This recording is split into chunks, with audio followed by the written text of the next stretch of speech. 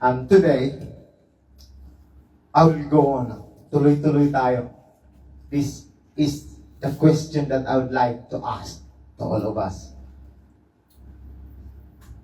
When you decide to follow someone, why is credibility that important to you? Kaano kahalaga yung katotohanan ng isang tao na sinusundan natin? O kung mayroon man nagsasabi na ganito, ganyan, maniniwala ka na lang basta-basta? O pwede rin kasi na sumunod ka na lang. You just follow because you need something or you want something or something that drives you to follow them. Not considering who they are, what they are. Right? Pwede gano'n, di ba? Pwede tayong sumunod sa isang tao na hindi natin kilala. Sa mga influencer lang, minsan, kung ano ang naririnig natin, minsan, nadadala tayo sa tamis ng pananalita.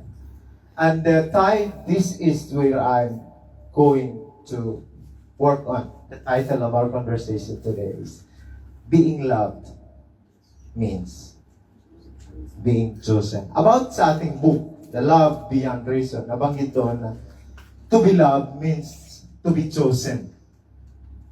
Mayroong napili, pinili. Mayroong hindi napili or na-reject. When Jesus chose Israel, hindi niya pinili ang Israel instead of other places, but for the sake of others. Para bang, kung titingnan natin, kung uunawain natin, itong being loved means being chosen, there has something in you that is precious, that is worth to keep, or meron kang katangian na iba sa iba. Kaya minsan, alam mo, makikita natin yung sa mga naliligaw, your husband and wife. What are they? Brother Bill. How do you pursue your wife? Paano? Yeah, you know? There must be something in her that is very special. Yes, that's for sure. Yeah. Very That's for sure. So many things, right? Yes. But the God says, just to make it clear, does not means that there is a favoritism. Hindi po nagtatangi ang Panginoon. Every one of us been loved and been chosen. It's just that in our eyes as human, there is this thing na mayroong iba na marireject or kung titingnan natin, isang halimbawa na mayroong isang paligsahan, mayroong isa na maninalo. Yun yung pinakamagaling. That is to be called a winner. But in the topic natin pag-uusapan ngayon, makikita natin kung bakit ka minahal, bakit ka pinili.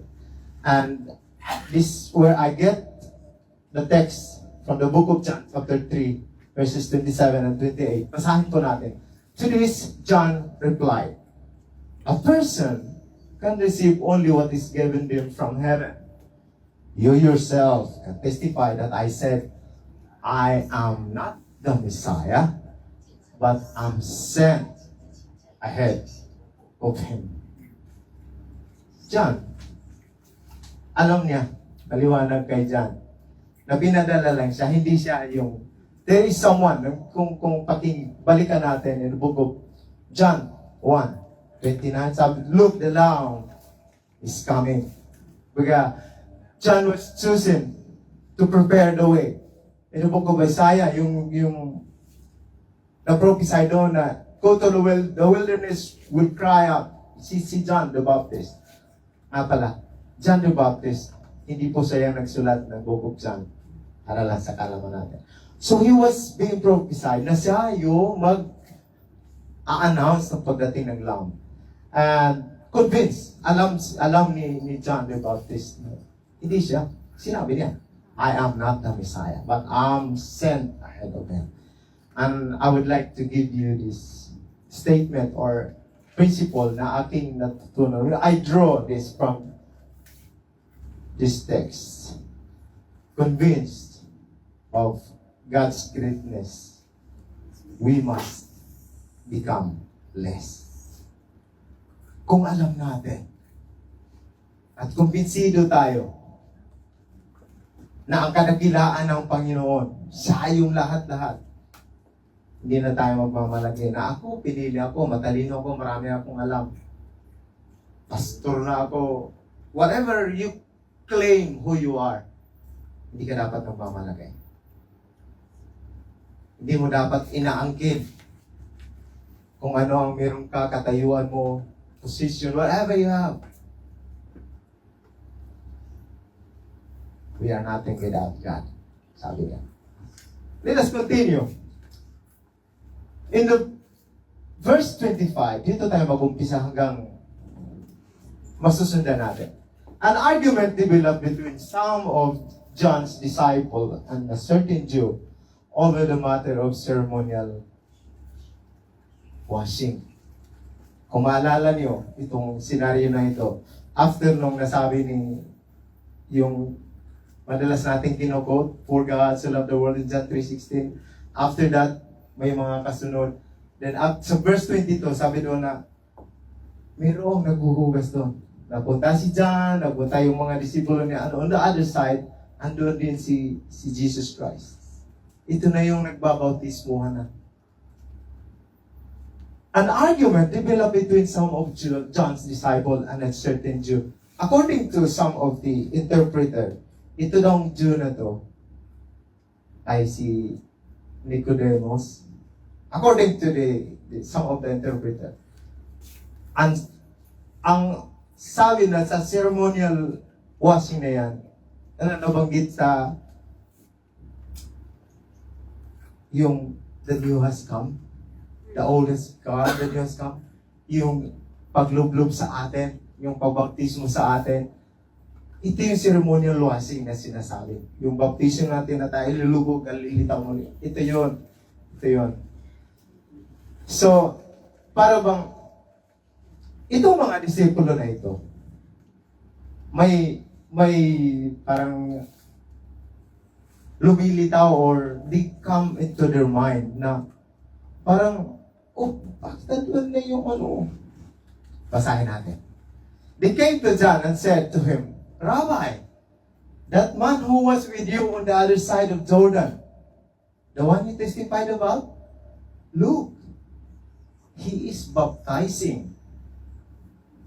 And everyone going to him, merong kompetensyahan. Merong namumuo na parang parang masasapawan na yung ating sinusundan. Rabbi, di ba ito ba ang nakikita natin dito na hindi man lang itong mga disipulo na to, alam nila, di ba? Sabi ni John Baptist na, siya yung pinapakilala ko sa inyo na the Lamb of God who is about to come. Bakit hindi mo pangalanan itong mga disipulo na to? The man who was with you. Ikilala na nila dapat si Jesus Christ, the Messiah. They have already in mind who was John being testified and been telling them na parating, na siya yung ako magbabautismo sa inyo sa tubig, but the one who will come after me will baptize you with the Holy Spirit. Alam na nila yan eh. Pero bakit hindi nila mabanggit? Bakit di man lang nila na, di ba, sabi mo, siya yung di ba? Eh dito na makikita na there is parang natural na parang sasapawan na yata yung aking master Bakit mayroong sumisikat doon na iba? When we come to our mind, this is not the way we have to think. Na dapat pagka umaangat ba, yung that. Minsan take it to our standard na para bang, oh, dapat dito lang siya. Dapat hindi siya mangibabaw sa akin kasi nauna ko sa kanya. Kung maalala natin yung ating Bible study last Friday, yung nabanggit din. Thank you pala sa ating namumuno sa ating Bible study. Doon natin kasi na-exercise kung paano natin nalalaman yung mga patungkol sa Biblia. Na yun yung ating pinaniwalaan. Nabanggit po yung mas matanda si John the Baptist at kay Jesus Christ. Magpinsan silang dalawa. Magpinsan si John the Baptist at si Jesus sa pinsan. Mas matanda si John the Baptist kay Jesus ng 6 months. 6 na buwan. But John testified that he was before me. Yun yung natutunan natin, no? Na although matanda si John the Baptist kay Jesus Christ, he was already proclaiming that the one before me. Sabi, noon pa, alam na natin that Jesus was the Messiah. At bakit itong mga disciple na to, sasabi na, parang, you know, in our secular world, yung sinusundan natin, or kung tayo mismo, sinasabi natin na, oh, marami akong alam. Bakit nalalamangan na yata ako? Dito na ako aanib, susundan na ako dito. Yung mga ganong klaseng mentality ba, minsan na kung medyo humihina yung aliado mo, lilipat ka na naman, no? Dahil sa competition. Nga, sabi ko kanina na, in God's view, walang kompetensyahan, walang favoritism. But sa atin, natural, minsan, magaling to. Dito na ako. Minsan, kaya nga yung tanong ko, ulitin ko, mas matindi, mas mabigat para sa atin kung ano yung credibility ng isang tao na sinusundan natin. He is baptizing and everyone is going to him. At isa na dito, yung tagasunod ni John the Baptist na si Andrew yata, yung nauna na sumunod naging follower na ni Jesus.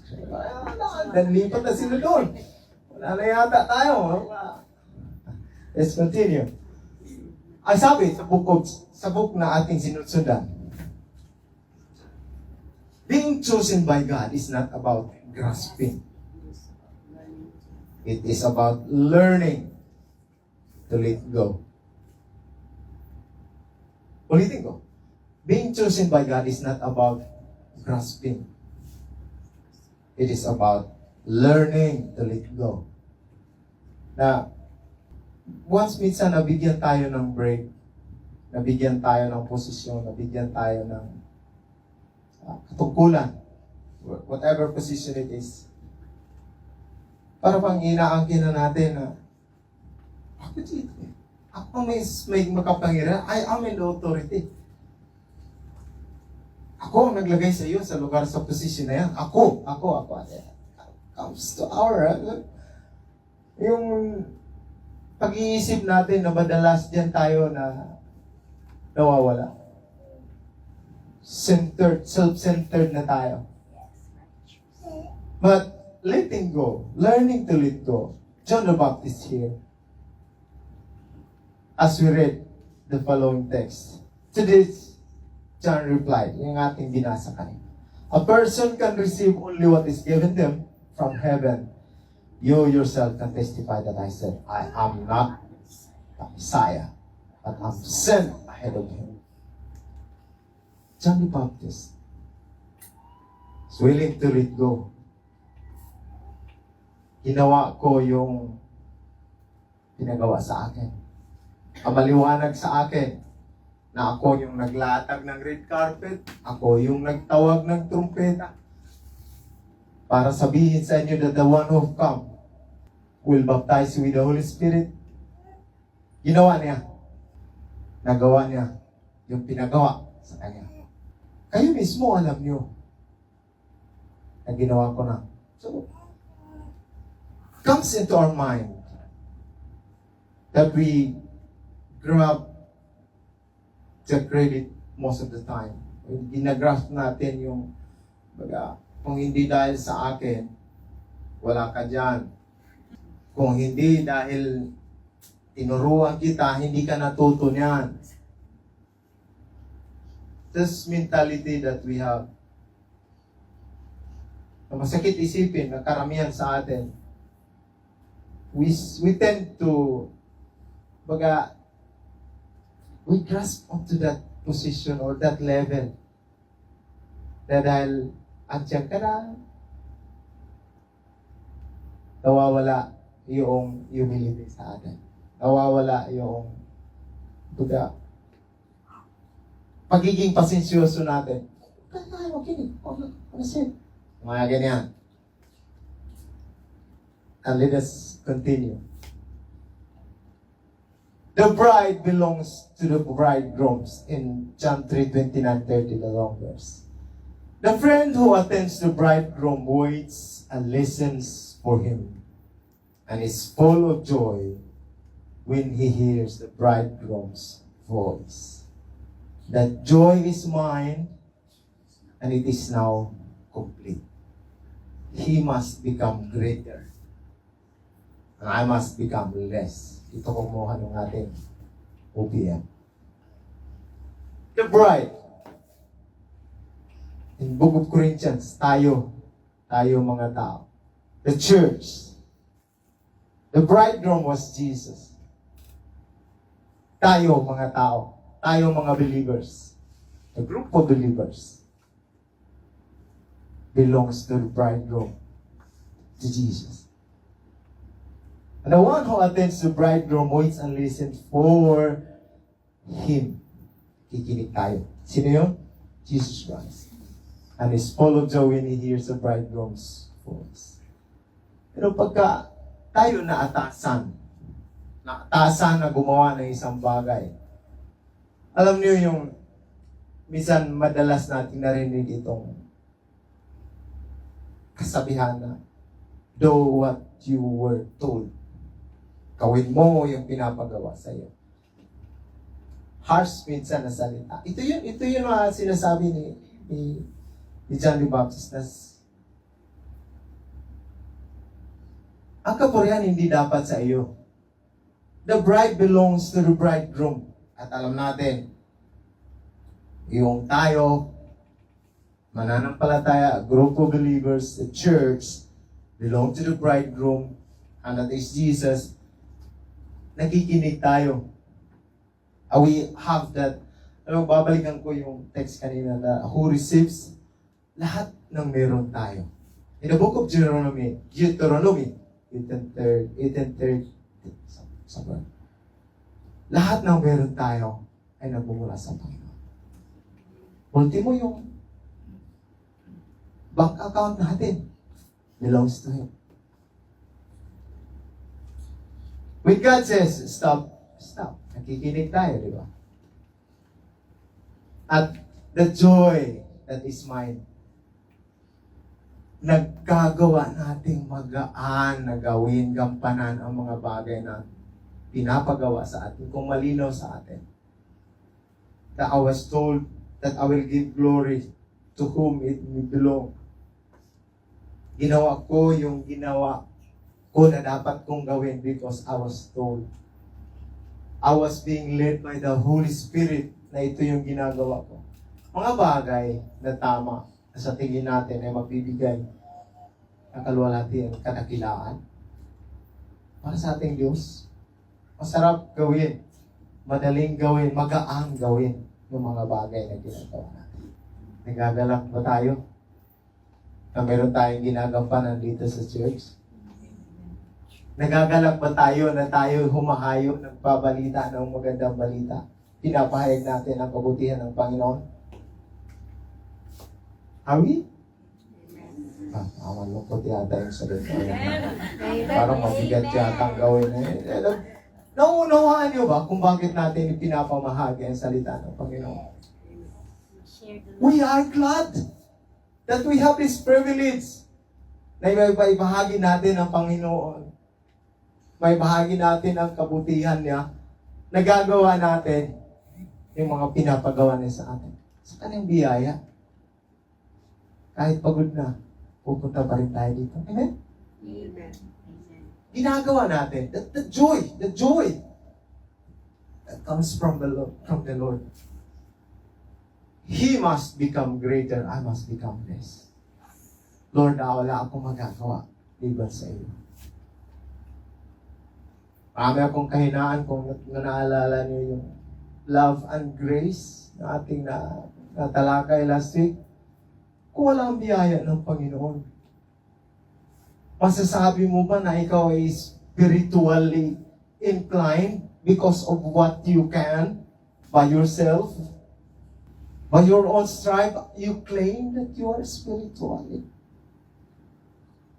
No? Ang Diyos, He must become greater. I must become less. Ito po yung mababasa niyo sa Facebook natin. And I say this, I drew it from this text. Take delight in serving right and give glory to whom it is due. Are you? Tatanungin ko ulit kayo. Are you delighted to serve one another, to love one another, to serve patiently, to wait patiently, to do things with goodness? Are you? Ako, I take delight. Amen.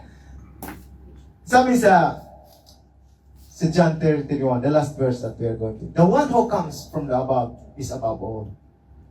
The one who is from earth belongs to the earth and speaks as one from the earth. The one who comes from heaven is above all. He is above all. That is our Lord na kinikilala. Truly, I tell you, among those born, ay paano pinakilala ni? Alam mo